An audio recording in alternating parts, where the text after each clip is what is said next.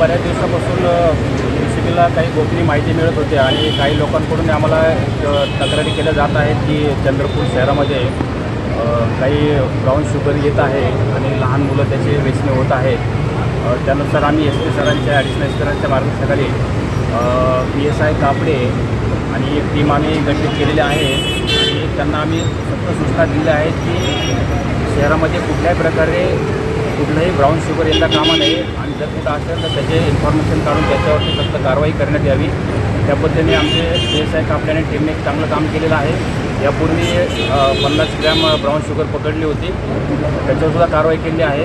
आतासुद्धा कापडे साहेबांनी आणि त्यांच्या टीमने 25 ग्रॅम ब्राऊन शुगर पकडलेले आहे आणि यापुढेही आमची टीम सतत काम करणार आहे आणि याचा आम्ही छडा लावणार आहोत। हे कुठून येत आहे तर आमची अशी गोपनीय माहिती आली की आता नाव सांगू शकत नाही, परंतु आम्ही मुळापर्यंत जाणार आहोत। सर हा कुठून येतो? तर कुठून येतो हे जर तुम्हाला सांगितलं तर योग्य ठरणार नाही, कारण आम्हाला त्याच्या मुळापर्यंत जायचं आहे।